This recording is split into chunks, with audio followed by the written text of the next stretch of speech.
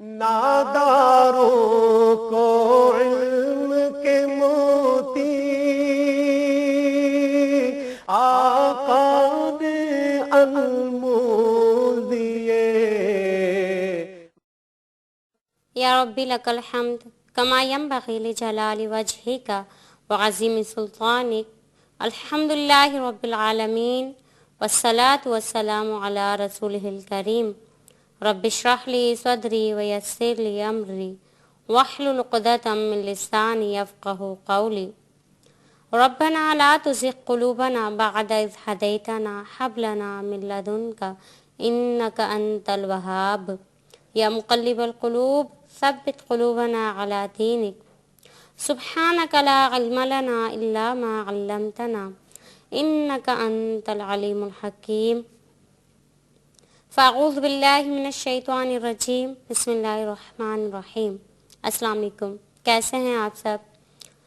اللہ تعالیٰ نے مسلمانوں پر بہت سارے کرم کیے اور اللہ تعالیٰ کا سب سے عظیم کرم یہ ہے کہ اس نے ہم میں اپنا نبی یعنی حضرت محمد صلی اللہ علیہ وسلم کو بھیجا، جنہوں نے ہمیں دنیا میں رہنے کے طریقے بتائے کہ کس طرح لوگوں سے بات کرنی ہے، کس طرح چلنا ہے اور کس طرح لوگوں سے ملنا ہے.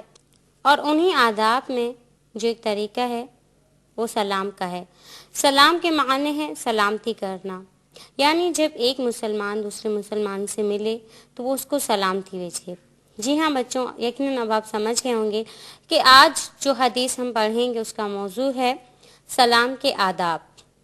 اور اس حدیث کے راوی حضرت عبد الرحمن بن سخر الدوس ہیں، یعنی حضرت ابو ہریرہ. ابو ہریرہ تو ان کا لقب تھا، اصل میں ان کا نام عبد الرحمن بن سخر الدوس ہے. انہوں نے سن 7 ہجری میں اسلام قبول کیا اور جب سے اسلام قبول کیا آپ صلی اللہ علیہ وسلم کی خدمت اقدس میں رہے اور آپ رضی اللہ عنہ سے بہت ساری احادیث روایت کردہ ہیں، بلکہ سب سے زیادہ احادیث حضرت ابو ہریرہ ہی ہیں جن سے روایت کردہ ہیں. اور انہوں نے سن 57 ہجری میں مدینہ منورہ میں ہی وفات پائی. آئیے بچوں اب ہم حدیث پڑھتے ہیں. اللہ علیہ وسلم صلی اللہ علیہ وسلم. عن ابی ہریرہ رضی اللہ تعالی عنہ قال قال رسول اللہ صلی اللہ علیہ وآلہ وسلم یسلم الراکب علی الماشی والماشی علی القاعد والقلیل علی الکثیر. یہ متفق علیہ کی حدیث ہے. حدیث کا بامحاورہ ترجمہ یہ ہے: سوار پیدل چلنے والے کو اور چلنے والا بیٹھے ہوئے پر اور کم لوگ بہت لوگوں کو سلام کریں. آئیے بچوں اب ہم معنی الفاظ پڑھتے ہیں. دیکھیے آپ، یسلم سلام کرے، الراکب سوار، علی پر، الماشی پیدل چلنے والا، القاعدی بیٹھا ہوا، القلیل کم، الکثیری بہت. یعنی سوار پیدل چلنے والے کو اور پیدل چلنے والا سوار کو اور کم لوگ بہت سے جو لوگ ہیں ان کو سلام کرے. آئیے بچوں اب ہم اس حدیث کی تشریح یعنی شرح حدیث پڑھتے ہیں. اللہ علیہ وسلم صلی اللہ علیہ وسلم. اس حدیث مبارکہ میں آپ صلی اللہ علیہ وسلم نے ہمیں سلام کے آداب بتائے ہیں، یعنی ایک مسلمان جب دوسرے مسلمان سے ملے تو کس طرح ملے، یعنی وہ اس پر سلامتی بھیجے. اور سلام میں ایک بہت بڑی جو بری صفت ہے لوگوں کے اندر، اس کا انکار کیا جا رہا ہے. یعنی کس طریقے سے کہ جس کے اندر تکبر ہوگا وہ سلام نہیں کرے گا اور جس انسان کے اندر تکبر نہیں ہوگا وہ سلام کرے گا. آپ صلی اللہ علیہ وسلم نے ایسے بے شمار آداب ہمیں بتائے کہ جن سے تکبر کی نفی ہوتی ہے. اور تکبر جو ہے سب سے بڑا گناہ ہے، جس کے بارے میں اللہ تعالیٰ نے فرمایا ہے کہ تکبر میری چادر ہے. یعنی اگر کوئی اس تک پہنچنے کی کوشش کرے گا تو وہ سوچ لے کہ وہ میری چادر ہے. تکبر کے بارے میں اور بہت ساری احادیث ہیں، قرآن پاک میں بھی اللہ تعالیٰ نے بتایا ہے. تو آپ صلی اللہ علیہ وسلم نے ہمیں ایسی بہت سی باتیں بتائی ہیں جس سے ایک مومن جو ہے وہ تکبر سے بچا رہتا ہے. اسی سلسلے کی کڑی جو ہے وہ سلام ہے. آپ صلی اللہ علیہ وسلم بھی بہت زیادہ سلام کیا کرتے تھے. یہاں تک روایت میں ہے کہ آپ صلی اللہ علیہ وسلم سوتے ہوئے بھی جب آپ صلی اللہ علیہ وسلم کروٹ لیتے تو آپ سلام کرتے تھے. دیکھیے کتنی بڑی بات ہے.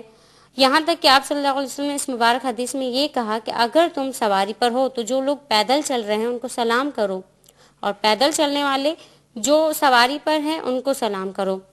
اور اگر تم کہیں جاتے ہو، بہت سے لوگ بیٹھے ہیں، تو ان سب کو اجتماعی سلام کرو. آپ صلی اللہ علیہ وسلم نے اس بات پر کیوں اتنا زور دیا؟ کیونکہ اللہ کے نبی صلی اللہ علیہ وسلم چاہتے تھے کہ ہمارے اندر تکبر جیسی جو برائیاں ہیں وہ ختم ہو جائیں، کیونکہ اللہ تعالیٰ کو تکبر بہت زیادہ ناپسند ہے. آپ کو پتہ ہے کہ جو انسان سلام کرتا ہے اس کو کتنی نیکیاں ملتی ہیں؟ سلام کرنے والے انسان کو 30 نیکیاں ملتی ہیں، اور جو جواب دیتے ہیں ان کو 10 نیکیاں ملتی ہیں. تو اس لیے اس حدیث میں بھی سلام کرنے پر بہت زیادہ زور دیا گیا ہے کہ آپ سلام کرو. اور ایک مبارک حدیث میں تو آپ صلی اللہ علیہ وسلم نے یہ کہا کہ بہت افسوس ہوتا ہے جب دو مسلمان آپس میں ملتے ہیں اور وہ ایک دوسرے کو سلام نہیں کرتے ہیں. یعنی آپ صلی اللہ علیہ وسلم نے اس بات کو ناپسند قرار دیا ہے کہ جب دو مسلمان ملیں یا کوئی مسلمان کسی مسلمان کے گھر جائے یا ویسے ہی ملے اور وہ اس کو سلام نہ کرے. آج دیکھیے ہمیں سوچنا چاہیے، جب ہم سوچیں یا اس حدیث کو دیکھیں کہ اللہ کے نبی صلی اللہ علیہ وسلم نے اس میں کیوں اس طرح بتایا ہے. آج ہم جن کو جانتے ہیں ان کو تو ہم سلام کرتے ہیں، لیکن ہم جن لوگوں کو نہیں جانتے ان کو سلام نہیں کرتے ہیں. جبکہ آپ صلی اللہ علیہ وسلم اگر نہیں جانتے تھے، کوئی آپ صلی اللہ علیہ وسلم کو نہیں جانتا تھا تو آپ صلی اللہ علیہ وسلم اس کو بھی سلام کرتے تھے.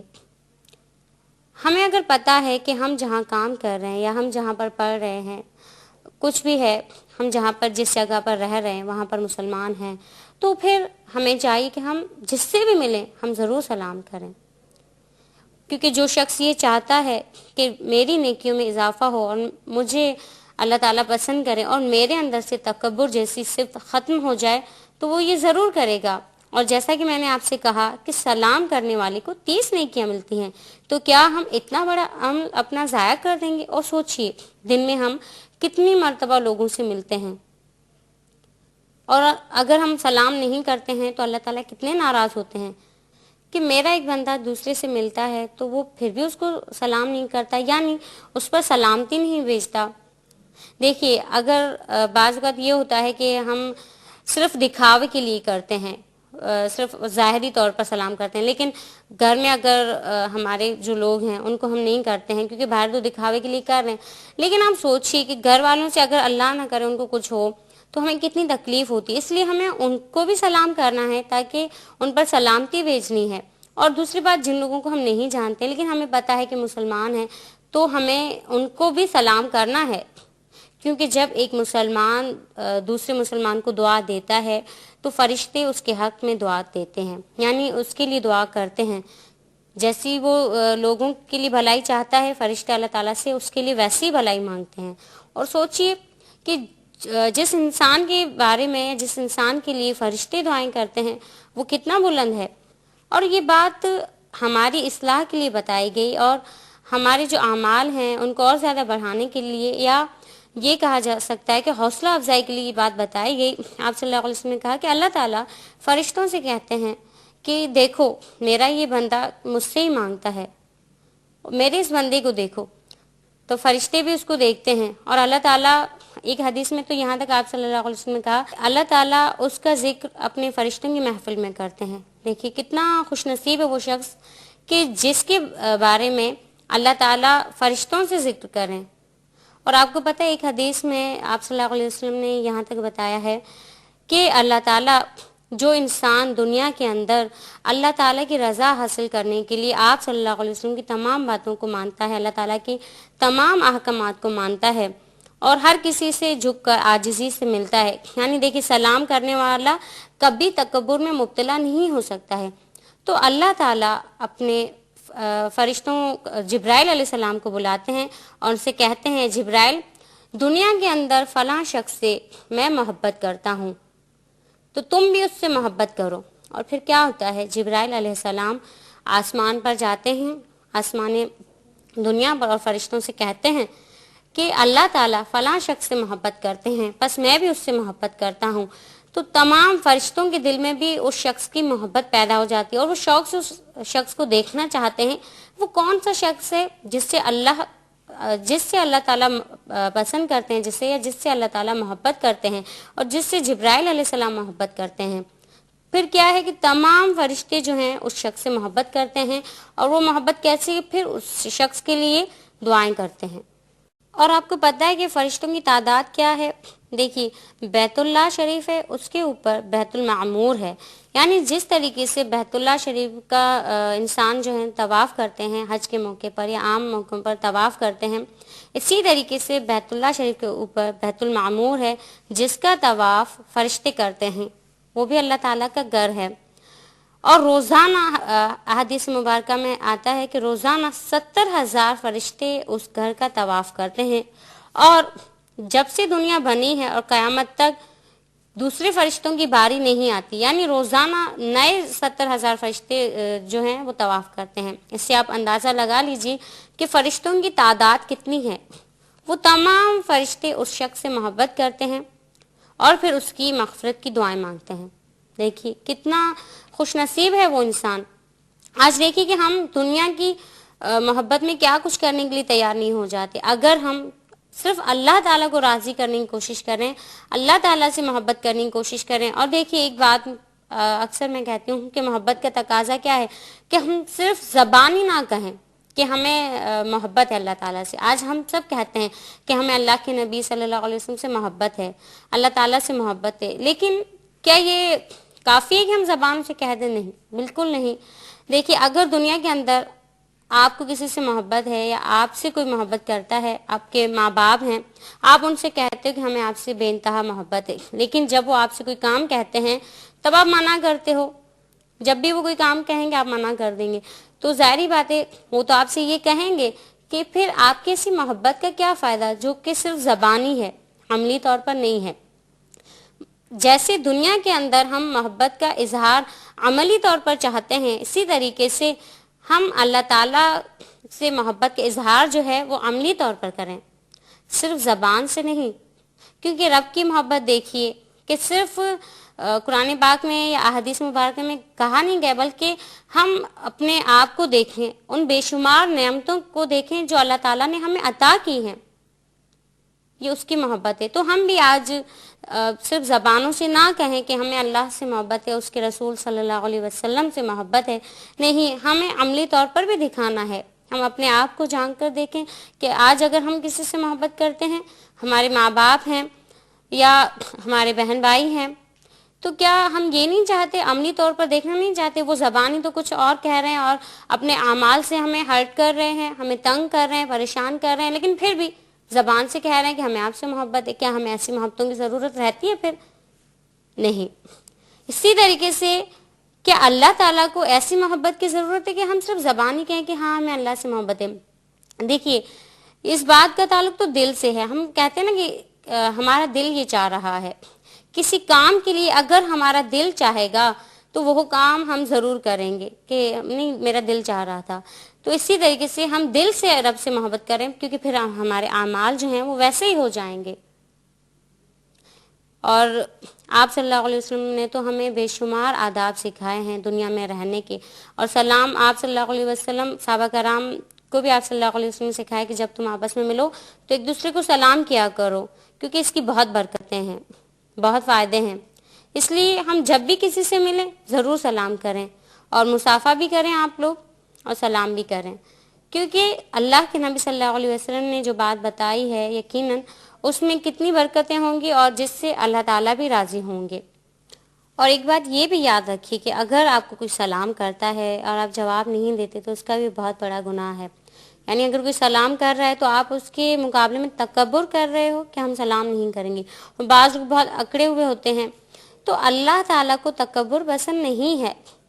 بعض اسکولوں میں دیکھا گیا ہے کہ ٹیچرز کو اسٹوڈنٹ سلام کرتے ہیں تو جواب نہیں دیتے، لیکن میں ان ٹیچرز کو بھی کہوں گی کہ آپ بچوں کو ضرور سلام کا جواب دیا کریں تاکہ ان کی حوصلہ افزائی ہو، کیونکہ ایک معلم جب اپنے اسٹوڈنٹ کی حوصلہ افزائی کرتا ہے، چاہے وہ صحیح کام کرتے ہوں یا نہ کرتے ہوں، بہت ویک بچے بھی ہیں، آپ ان کی اگر حوصلہ افزائی کریں گے تو یقیناً وہ بہت اچھے ہو جائیں گے انشاءاللہ. اور بچوں میں آپ سے بھی کہوں گی کہ آپ اپنے سے چھوٹوں کو بھی اور بڑوں کو بھی سلام ضرور کیا کریں، کیونکہ جیسا کہ میں نے آپ سے بتایا کہ سلام کرنے کی 30 نیکیاں ملتی ہیں، تو کیوں نہ ہم سلام کرنے میں پہل کریں.